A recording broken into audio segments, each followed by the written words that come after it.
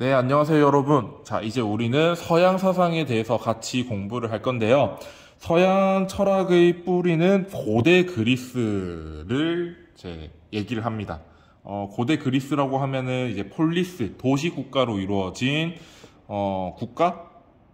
연합이라고 생각을 하면 되는데, 거기에는 뭐 아테네라는 곳도 있고, 뭐, 스파르타라는 곳도 있고 그랬었는데, 아무튼 고대 그리스에는 어떤 사상들이 있었길래 서양 철학의 뿌리라고 얘기를 하는지 같이 알아보도록 하겠습니다. 자, 먼저 순서대로 얘기할게요. 정말 예전에 고대 그리스의 초기에는요, 철학의 주제가 자연 철학이었습니다. 인간에 대해서 물어보는 것이 아니라 이 세상의 본질은 무엇이고 이 세상은 무엇으로 이루어졌는지, 이 세상의 법칙은 무엇인지, 그런 것들을 물었어요. 그런 생각을 일삼는 사람들을 우리는 자연 철학자라고 부릅니다. 자, 이 자연 철학자들은 보통 이제 우주의 근본 물질 무엇인가, 이것에 대해서 궁금했었고, 그것에 대한 해답을 찾기 위해서 노력했던 사람들이에요. 뭐 대표 인물로는 탈레스라는 사람이 있었는데, 이 탈레스라는 사람은 이 세상의 근원은 이 세상의 모든 존재들은 물로 이루어졌다라는 얘기를 했었고요. 뭐 헤라클레이토스,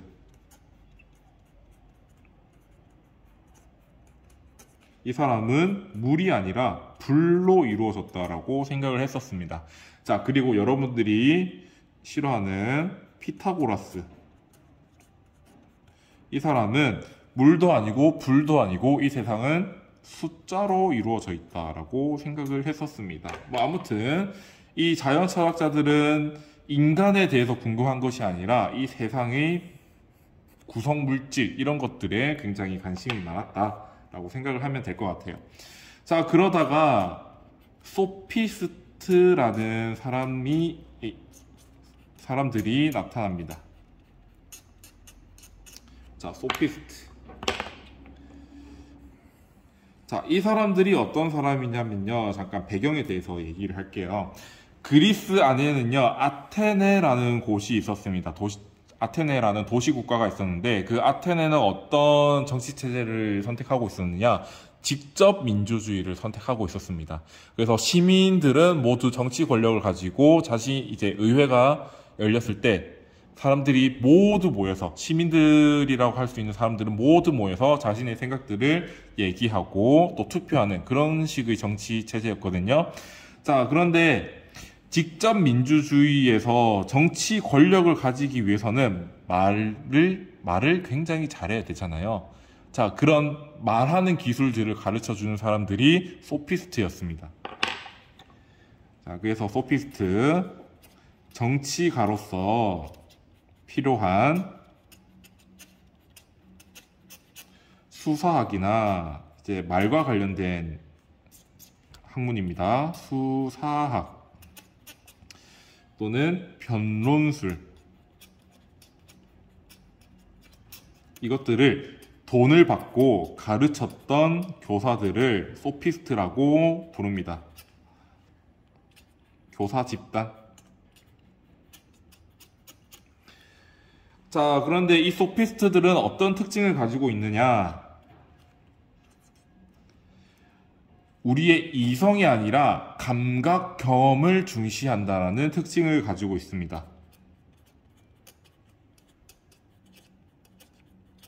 자, 이 소피스트들은 아테네를 중심으로 활동했던 사람들이긴 하지만 도시국가와 도시국가를 여행하면서 이제 그 소위 말하는 그 사회 또는 그 국가마다 규범이라던가 또는 의무 같은 것들이 다른 것을 확인했습니다. 자, 그렇다 보니까 내가 경험을 해봤는데 각 나라나 각 국가들마다 규범이라는 것이 다르네? 자, 그래서 이런 얘기를 해요. 보편적인 진리 그리고 도덕 규범들은 존재하지 않아 라고 얘기하고 있습니다. 이 세상에 통용되는 언제 어디서나 지켜야 하는 규범들은 없어. 왜? 내가 돌아다녀 보니까 스파르타에서 지켜야 되는 규범과 아테네에서 지켜야 되는 규범이 다르잖아. 이거 봐. 보편적인 규범 같은 건 없어라고 얘기할 수 있는 거죠. 그래서 우리는 이 소피스트의 이런 생각을 윤리적 상대주의라고 부릅니다. 사회나 개인마다 다양하다는 얘기죠. 그리고 이 사람들은요, 굉장히 부, 명예 이런 것을 좋아했었습니다. 그래서 우리가 왜 아테네는 직접 민주주의라고 얘기했잖아요. 정치 권력, 경제력이 있는 사람이 아무래도 다른 사람들을 매수하기 쉽죠.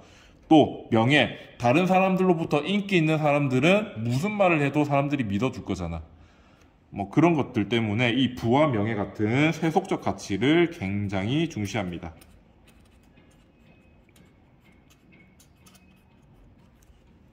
이런 특징을 가지고 있어요.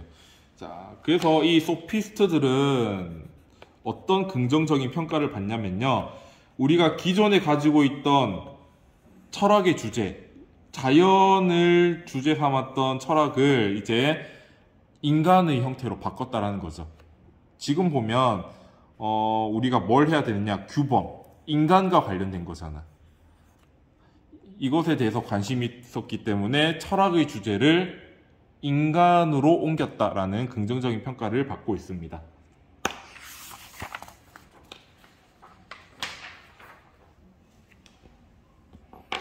자, 그래서 우리가 대표적인 소피스트들 간략하게 살펴볼게요.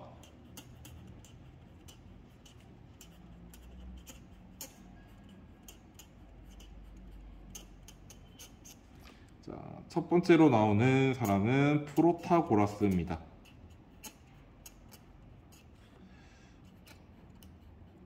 자, 이 프로타고라스라는 사람은요, 모든 사람들은 똑같은 것을 보더라도 다르게 느낄 수 있다라고 얘기를 해요. 그래서 보편적 가치 기준이나 객관적인 가치 기준이라는 것은 존재하지 않아. 그냥 각 개인마다 다르게 느낄 뿐이야 라고 얘기하는 사람입니다. 객관적 또는 보편적 가치 기준은 존재하지 않아. 그저 각 개인들이 판단의 기준이 될 뿐이야. 그러니까 사람마다 다르게 느낄 뿐이죠. 그래서 여러분들이 느끼는 것이, 그러니까 어떤 것을 보고 사람들마다 다르게 느끼는 것이 잘못된 것이 아니라 그 사람은 그렇게 느낄 수도 있고 저 사람은 저렇게 느낄 수도 있는 거야. 그게 틀린 게 아니야 라고 얘기하는 사람입니다. 초점이 왜 이렇게 나가지? 자, 이렇게. 자, 두 번째 인물. 고르기아스. 자, 이 사람은요, 굉장히 비관적이고 회의적인 사람입니다.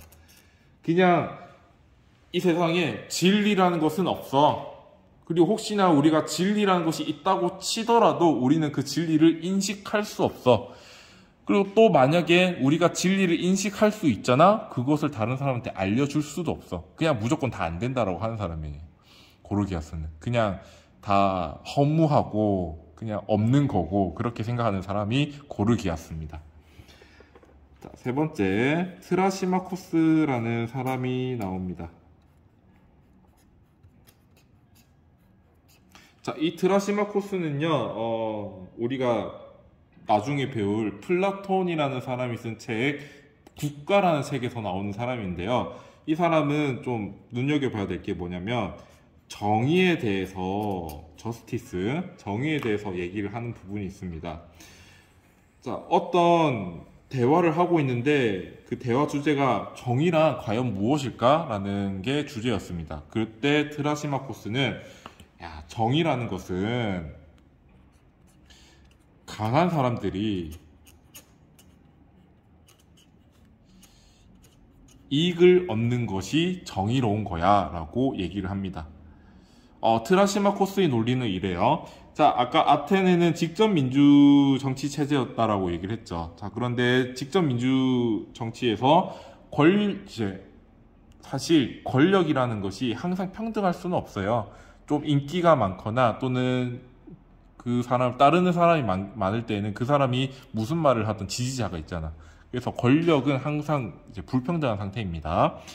자, 그래서 정치에 굉장히 많은 권력을 가진 사람은 자기한테 유리하게끔 법을 만들려고 하겠죠.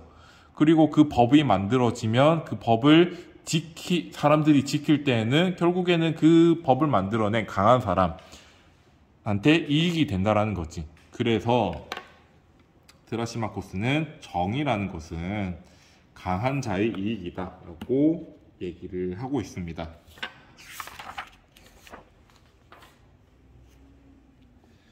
자, 그렇다면 이 소피스트들의 사상을 우리가 어떻게 평가 내릴 수 있는가?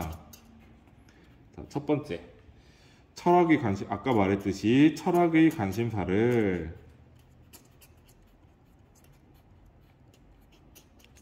인간으로 전환시켰다.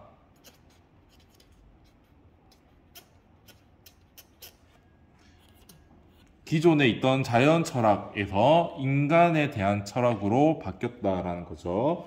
자, 그리고 윤리적인 상대주의라고 얘기를 했잖아요. 각 개인마다 다르게 느낄 수 있다라는 거. 그래서 윤리적 삶의 다양성을 인정하고 있다는 점은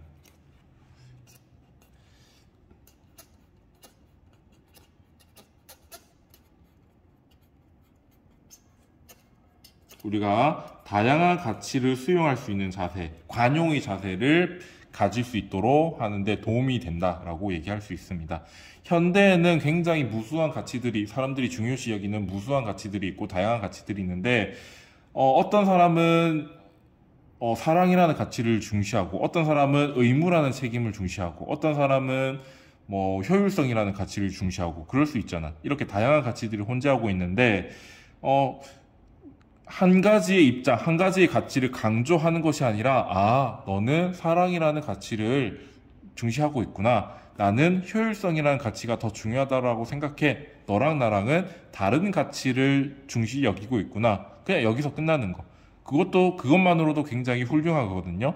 그럼 우리가 가져야 될 다양한 가치 수용의 자세를 갖도록 하는데 도움이 된다라고 평가 내릴 수 있습니다.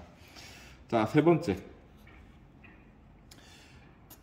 앞으로 우리가 배울 내용들이긴 한데, 이 소피스트의 사상들은요, 경험주의나 쾌락주의나 또 나중에 현대 와서 실용주의와 같은 철학적인 입장에 많은 영향을 주었다라고 평가하고 있습니다.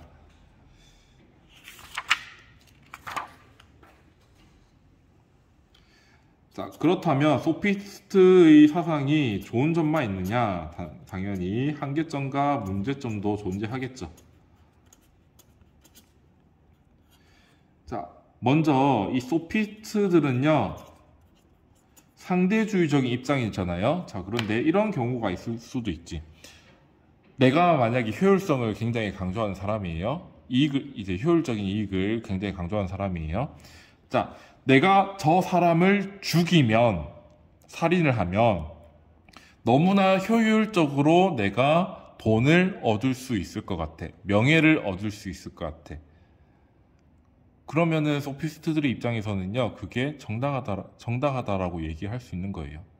우리의 입장에서는 명백히 비도덕적인 행위들이 있잖아요. 살인이라던가 복수라던가 그런 것들. 이런 것들도 정당화시켜버릴 위험성이 있다. 왜? 언제 어디서나 항상 지켜야 할 규범도 없고 언제 어디서나 통용되는 진리도 없다라고 얘기하는 게 소피스트들의 생각이니까. 자, 비슷한 이유로 어떤 한 특정 사회나 국가의 관습과 규범에 대해서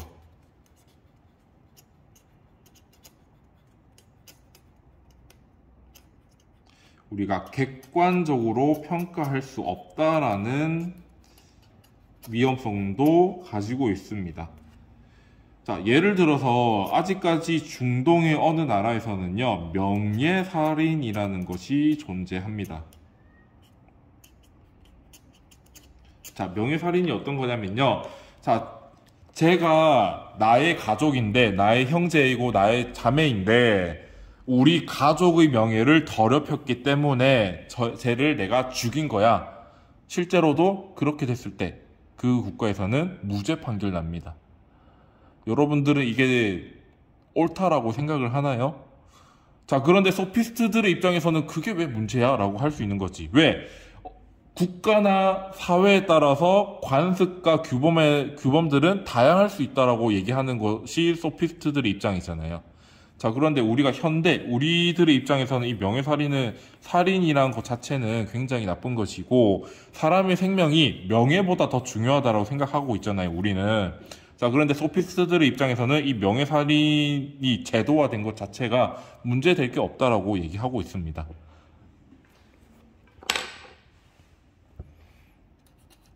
자, 그리고 윤리적 회의주의.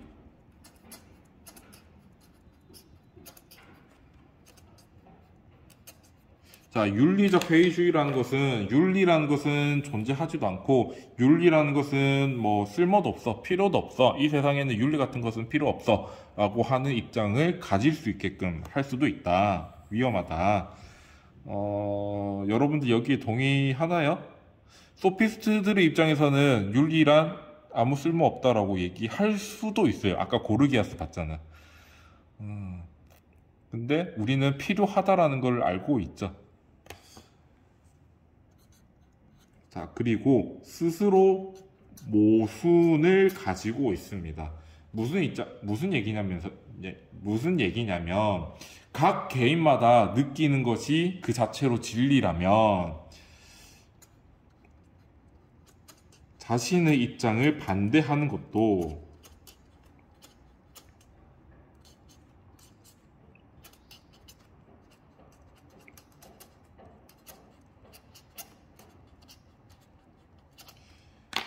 이 세상에는 보편적인 규범과 진리는 존재하지 않아 라는 그런 소피스트가 있다면, 아니야, 이 세상에는 보편적인 규범과 진리가 존재해 라는 말도 진리가 될 수 있지. 왜? 아까 느끼는 것이 다르다며. 사람들마다 느끼는 것이 그 자체로 진리라고 한다면 내가 무슨 말을 해도 그건 다 진리잖아. 그래서 스스로 모순을 가지고 있다.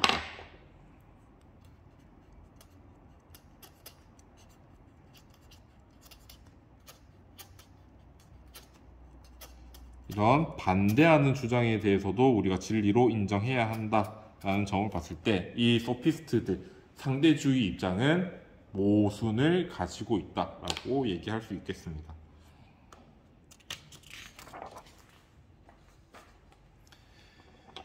자, 이게 소피스트의 생각, 사상입니다. 이제 우리는 소크라테스에 대해서 같이 알아보도록 할게요.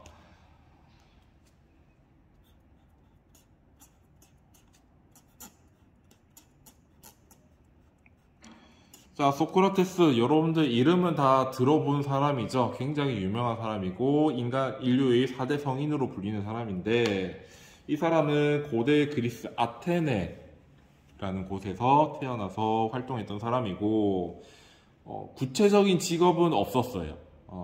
구체적인 직업은 없었고, 이제 전쟁에 참여하기도 했고, 주로 활동하는 것은 사람들과 길거리에서 대화하는 것을 많이 했었습니다. 그것과 관련해서 같이 얘기를 할게요. 자, 철학적으로는요, 소크라테스는 윤리적 보편주의라는 입장에 속하고 있습니다.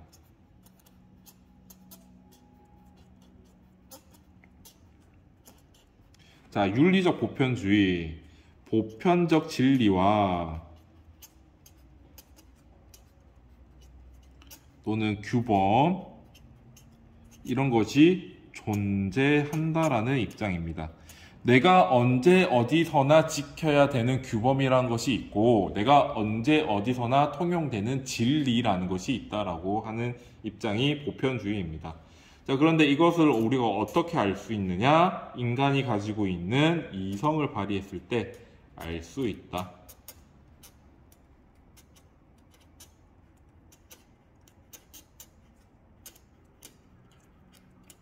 인식이 가능하다.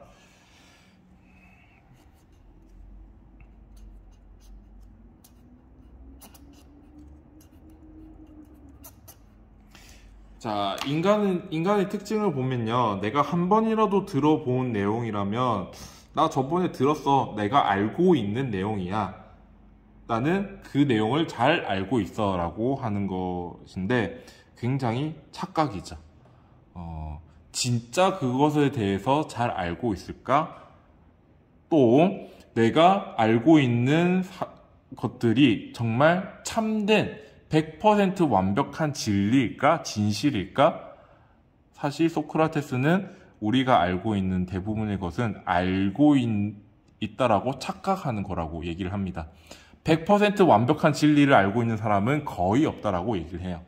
자, 그래서 우리가 참된 지식을 가져야 되는데, 참된 진리를 인식을 해야 되는데,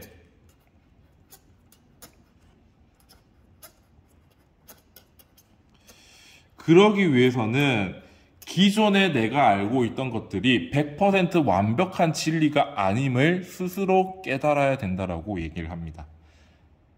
네가 지금 알고 있다라고 착각하는 그 상태로부터 벗어나야만 너는 정말 참된 지식을, 진리를 알 수 있다라고 얘기를 해요.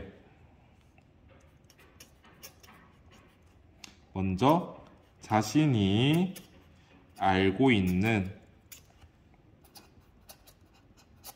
지식이 참된 지식이 아님,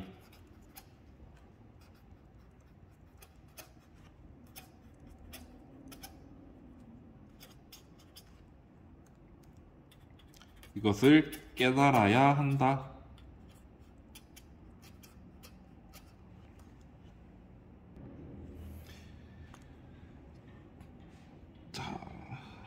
그래서 소크라테스는 이런 얘기까지 해요.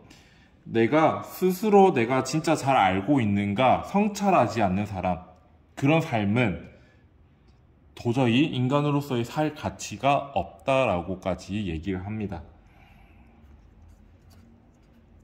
성찰하지 않는 삶은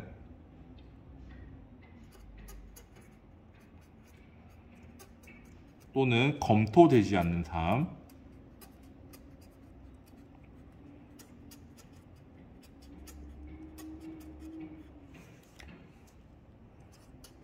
살 가치가 없다 라고까지 얘기를 해요. 자, 두 번째, 이 소크라테스는요, 그렇게 사람들이 알고 있는 지식이 참된 지식이 아니라는 것을 스스로 깨닫게끔 하는 방법이 있었어요. 그게 대화였거든요. 그래서 맨날 길거리에 나가서 사람들이랑 대화를 하는데 이런 얘기를 하는 거지. 대화를 하다가, 그래서 네가 알고 있는 거는 100% 완벽한 진리가 아닌 것 같은데를 깨닫게끔 만듭니다. 대화로. 그 방법이 대화법 또는 문답법, 뭐 다른 때는 뭐 대화술, 산파술 뭐 이런 식으로 부르기도 하는데, 대체로 어떤 거냐면, 일단 대화와 질문을 통해서 상대방이 스스로 자기가 모순에 빠져 있음을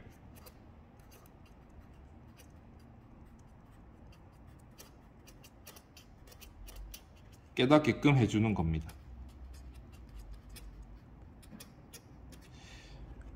이제 막 예를 들어서 용기란 뭘까? 라는 질문을 하는 거죠. 용기란 뭘까? 하면은 상대방이 뭐다 라고 얘기를 하겠죠. 자, 그런데 그 소크라테스는 그 상대방이 한 말에 대해서 허점을 막 찌릅니다. 이런 경우는 어때? 저런 경우는 어때?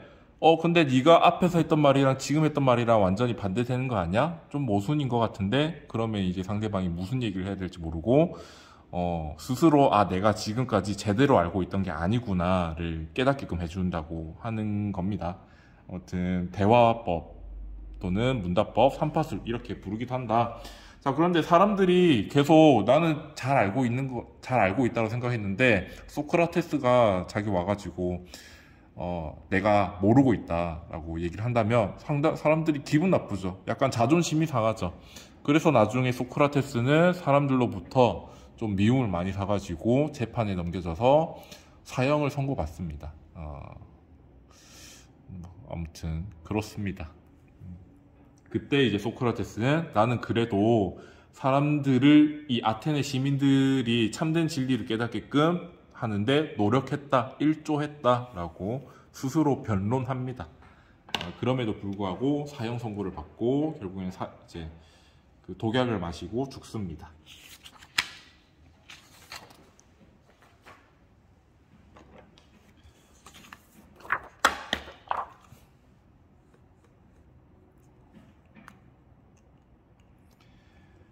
자, 소크라테스의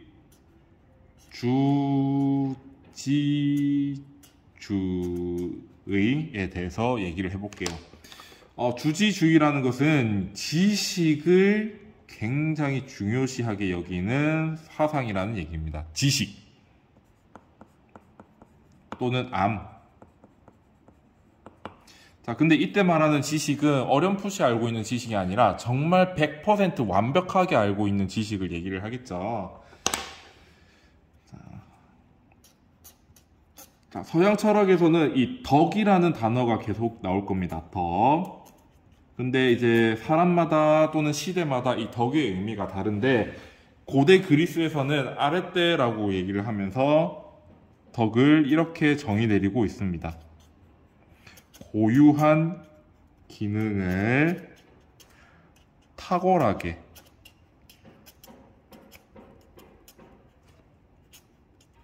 발휘하는 것.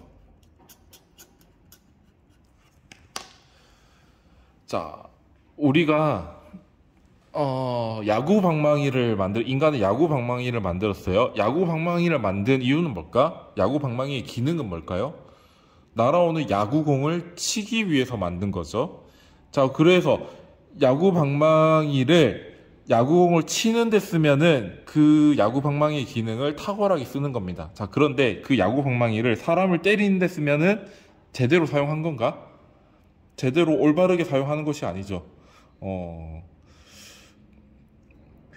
마찬가지로 인간도 고유한 기능을 가지고 있습니다. 인간만이 가지고 있는 기능이 있는데 그 기능을 제대로 발휘해야만 인간다운 삶을 살 수 있는 것이지 인간이 가지고 있는 기능을 나쁜 데 쓰거나 또는 완전히 실현하지 못한다면 당연히 인간다운 삶을 살고 있다라고 얘기할 수 없죠. 그래서 인간은 덕을 가져야 된다. 자, 인간은 여러 가지 능력을 가지고 있습니다. 생각하는 능력도 있고 또는 감정의 능력도 있고, 그런데 이 능력들을 내가 어떻게 사용하는지, 어떻게 사용하는 것이 또는 발휘하는 것이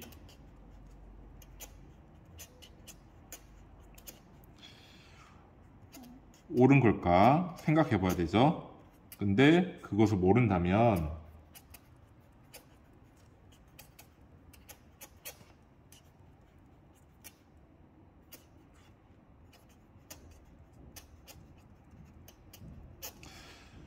이 능력을 나쁘게도 사용할 수 있죠. 자, 여러분들 의사를 한번 생각해 봅시다. 의사는 굉장히 뛰어난 지적인 능력을 가지고 있죠. 자, 그런데 이 지적인 능력을 이제 의술 능력을 가지고 있는데 이 의술 능력을 사람을 살리는데 또는 사람의 상처를 치료하는 데 쓰는 게 올바른 거잖아요. 자, 그런데 쓰는 게 아니라 사람을 살해하는데, 사람을 죽이는데 의술 능력을 사용한다면 그 의사는 제대로 된 능력 발휘를 하는 것이 아니죠. 그래서 나쁘게 쓸 수 있다.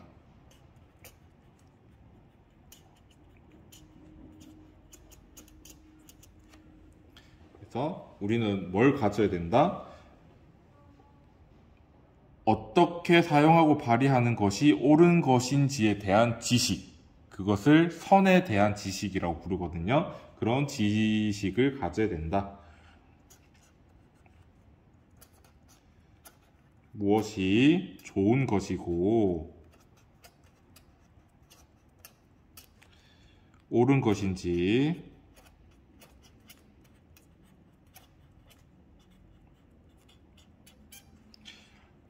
제대로 알아야 우리가 가지고 있는 고유한 능력이나 또는 기능을 탁월하게 발휘할 수 있다.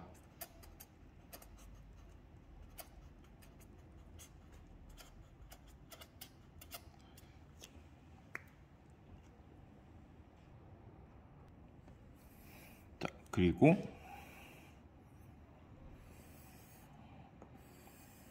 이것을 선에 대한 지식,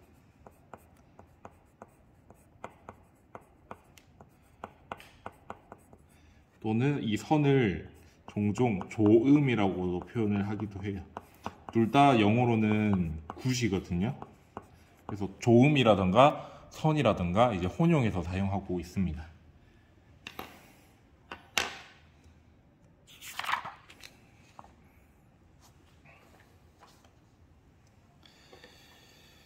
자, 그래서 인간은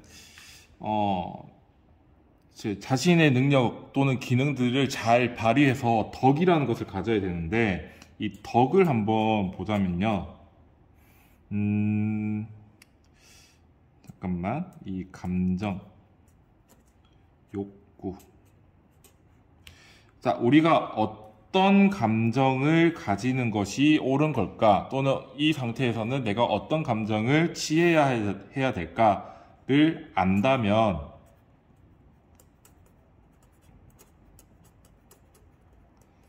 이 감정과 관련된 덕이 만들어질 거고요. 우리가 어떤 욕구를 가져야 될까, 내가 지금 어떤 욕구를 가지고 있어야 될까를 제대로 안다면, 그리고 그것을 제대로 욕구한다면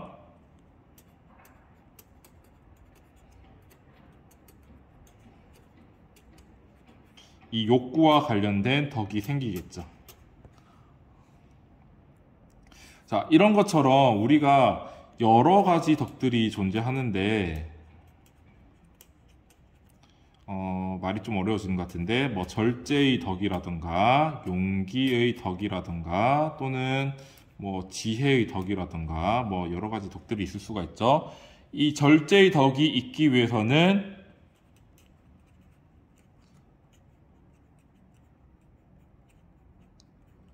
무엇이 절제인가 또는 무엇이 용기인가, 그리고 무엇이 지혜인가,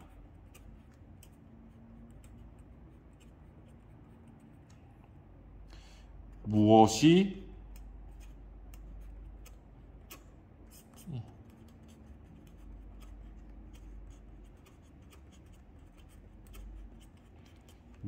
옳은 것인가. 아까 이게 뭐라 했죠? 선에 대한 지식이라고 얘기했죠. 이 선에 대한 지식이 있어야만 우리는 절제의 덕을 가질 수도 있고 용기의 덕을 가질 수도 있고 지혜의 덕도 가질 수 있는 겁니다. 그래서 그림을 그려서 보자면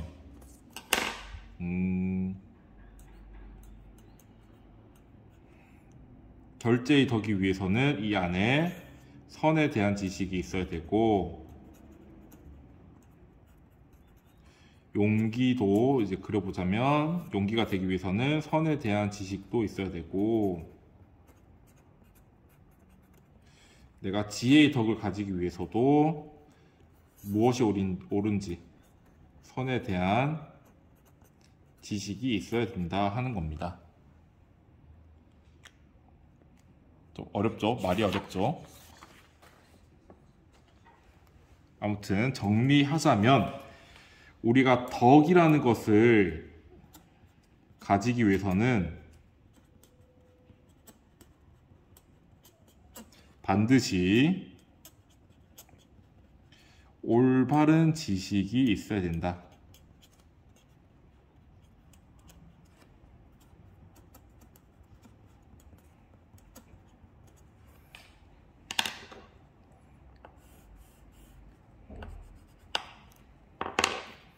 자, 이렇게 봤을 때 덕의 본질, 덕이 형성되기 위해서는, 덕이라는 것이 있기 위해서는 어떤 덕이든지 올바른 지식이라는 게 있어야 돼요. 그래서 덕의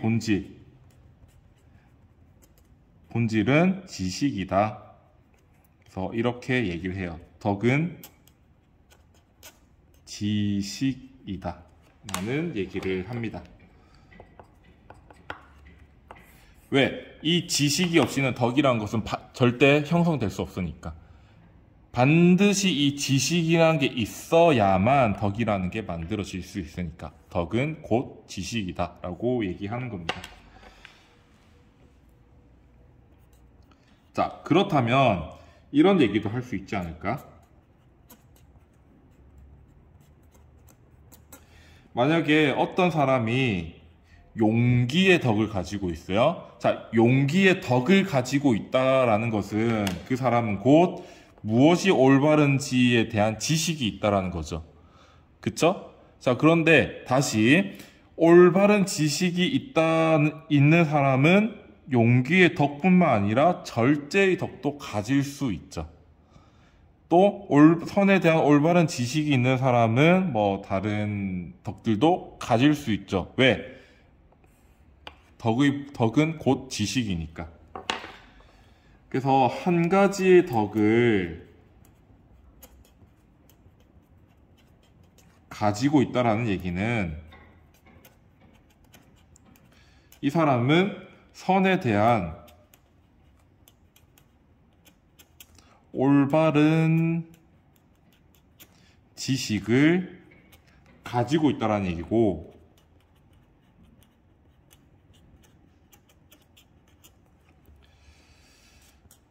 즉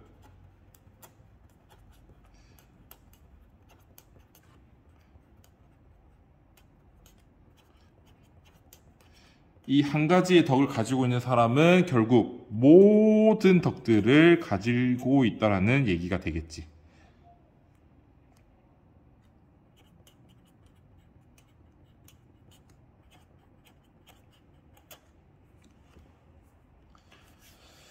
자, 그래서 덕의 통일이라고 얘기를 하는 겁니다. 용기가 있는 사람은, 용기의 덕을 가지고 있는 사람은 어차피 선에 대한 올바른 지식이 있는 사람이니까 용기의 덕이 있는 것을 보아하니 저 사람은 절제의 덕도 가지고 있을 것이고 지혜의 덕도 가지고 있을 것이고 뭐 다른 덕들을 다 가지고 있는 사람이구나 라고 우리가 추측할 수 있죠. 자, 그러면 덕과 완전히 반대되는 것은 무엇일까?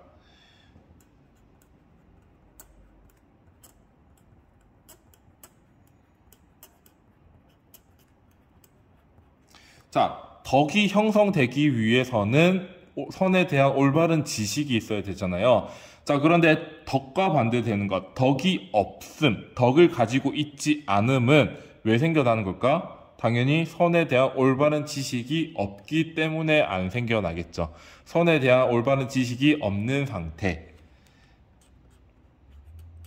무지의 상태죠. 자, 그래서 절제와 반대되는 것도 무지인 것이고 용기와 반대되는 것도 무지예요. 또는 지혜와 반대되는 것도 무지예요. 덕이 없다. 덕이 없다라는 얘기는 결국 그 사람은 선에 대한 올바른 지식이 없다. 즉 무지하다라는 얘기잖아. 그래서 덕과 반대되는 것은 무지다라고 얘기하고 있습니다. 조금 여러분들 처음 들을 때는 무슨 얘기를 하는지 잘 모를 수 있는데 이제 다시 여러분들이 정리하면서 들어보면요, 그럴싸한데 라는 생각이 들 수도 있습니다.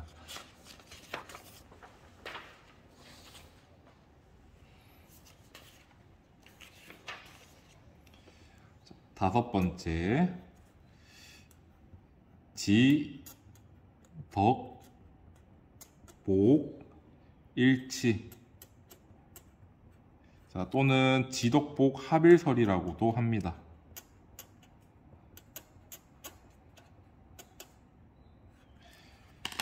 자, 지덕복, 지식, 그리고 덕. 여기 복은 행복을 얘기합니다. 이 세 가지가 일치한대요. 똑같은 거래요. 또 하나래요. 자, 논리를 한번 봅시다. 자, 선에 대한 올바른 지식을 가지고 있다라는 얘기는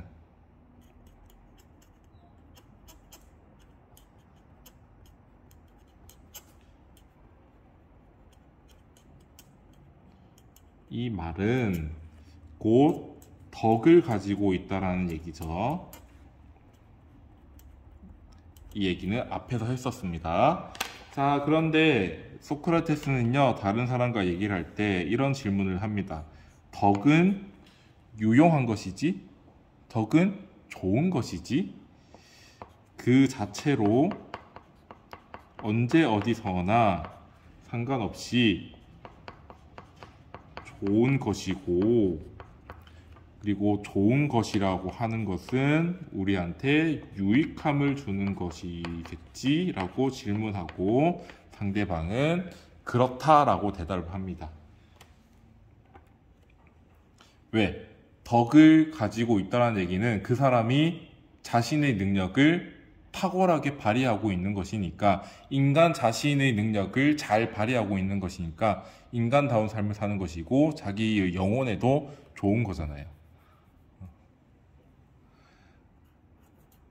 두 번째, 자, 그렇다면 덕을 지닌 사람은 이 세상에 존재하는 모든 좋은 것과 유익한 것을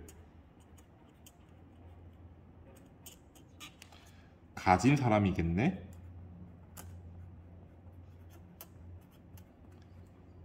왜? 덕은 그 자체로 좋은 것이고 유익한 것이니까. 그러니까 당연히 좋은 것과 유익한 것을 다 가진 사람이니까 행복하겠네?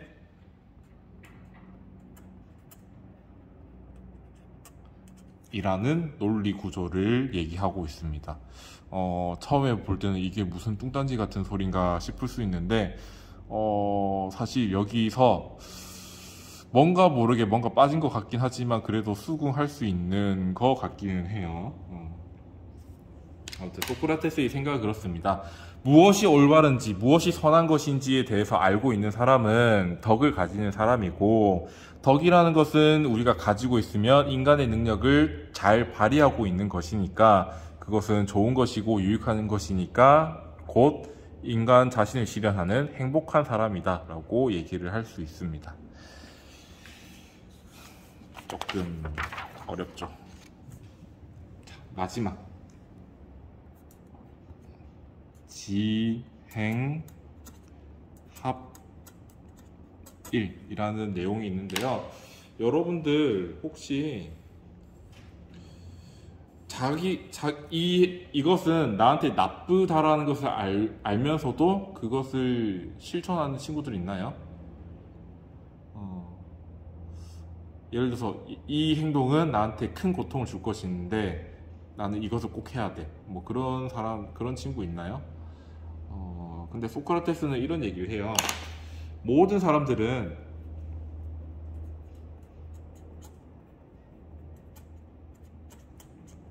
자기한테 나쁜 것을 추구하지 않고 자신에게 유익하리라 생각드는 것, 그것을 추구합니다. 본능적으로 반드시. 어느 누구도 이게 나한테 나쁜 것만 준다라고 생각이 들면 어느 누구도 그것을 추구하지 않아요.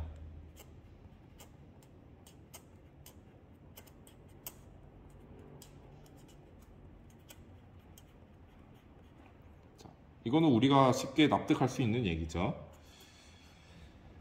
자, 그래서 소크라테스는 이런 생각을 하는 겁니다. 무엇이 자신한테 유익한지를 안다면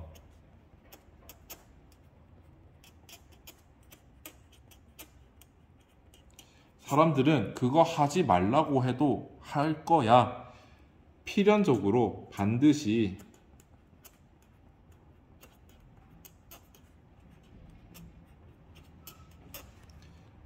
욕구하고 반드시 실천까지 하게 된다라고 얘기하고 있습니다.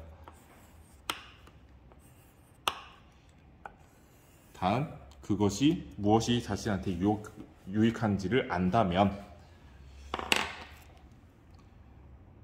그래서 이게 어떤 행동이 선한 행동이고 그것이 나한테 좋은 것이라는 것을 아는 사람들은요, 반드시 그것을 실천하게끔 되어 있다라고 얘기합니다. 자, 그런데 가끔 보면 누가 봐도 저거는 나쁜 행동인데 그 나쁜 행동을 하고 있는 사람들을 볼 수 있어요. 그렇죠? 자, 그럼 소크라테스는 그런 사람들에 대해서 어떻게 설명하느냐?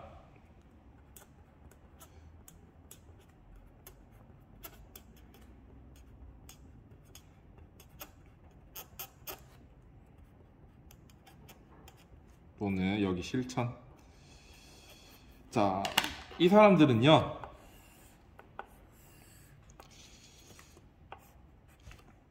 이게 자기한테 좋은 것이라고, 유익할 것이라고 착각하고 있는 거예요. 착각 또는 잘 모르고 있는 거예요. 이게 나한테 나쁠 것이라는 것을 모르고 있는 거지. 또는 이게 나한테 좋을 것이라고 착각하고 있는 거죠.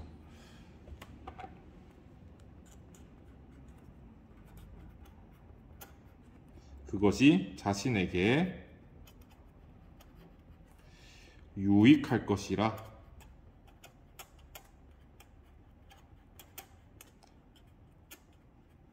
착각하는 겁니다.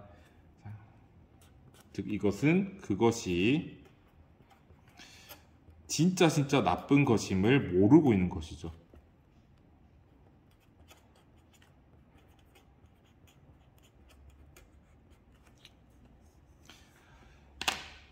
자, 그래서 이 나쁜 것을 추구하는 사람, 이 나쁜 행동을 하는 그 원인은 무엇이다? 어디로부터 나온다?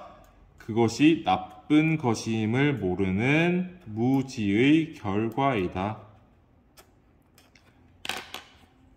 내가 그것이 나쁘다라는 것을 모르고 있는 거야.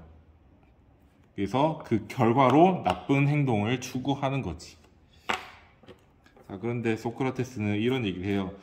내가 진짜 근데 이 사람이 몰라서 그렇지 그게 진짜 나쁜 것임을 알고 있다라면 그 사람이 스스로 자발적으로 그것을 추구했을까? 그것을 실천했을까?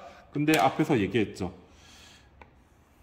유익한 것인지를 안다면 그 사람들은 그 유익한 것을 욕구하고 반드시 실천할 것이라고. 그리고 어느 누구도 자기한테 나쁜 것임을 안다면 추구하지 않고 실천하지 않는다는 거 미리 얘기해놨잖아. 그래서 이 사람이 나쁜 것을 추구하고 있는 이 사람이 그게 진짜 나쁜 것임을 제대로 알고 있다면 그 사람은 그 행동을 안 하겠죠. 그래서 나쁜 행동은 의도한 것이 아니야. 무의도적인 것이고 스스로 만들어낸 게 아니야. 자발적으로 한 것이 아니라 비자발적으로 한 것이다 라고 얘기하고 있습니다. 왜? 나쁜 행동은 그 사람이 자기 의지를 가지고 한 게 아니라 이 무지가 시킨 거예요. 모르고 있는 상태가 시킨 거예요. 그래서 비자발적이라고 생각하는 것 같습니다. 자, 이게 소크라테스의 대략적인 사상이고 그 외에도 여러 가지 이야기들을 했지만 우리는 이 정도 배우면 뭐 충분하지 않을까 생각이 듭니다. 이제 벌써 50분이 다 돼 가고 있는데, 자, 소크라테스 이름만 들어봤던 사람이지만 오늘 사상을 배우면서 조금 소크라테스가 어떤 사람인지를 알았다면 성공한 수업이라고 생각이 듭니다. 자, 아무튼 지금까지 수업을 듣느라 고생이 많았고요. 다음 시간에 다시 새로운 사상가를 공부해 보도록 하겠습니다. 오늘 고생 많았습니다. 안녕. 끝.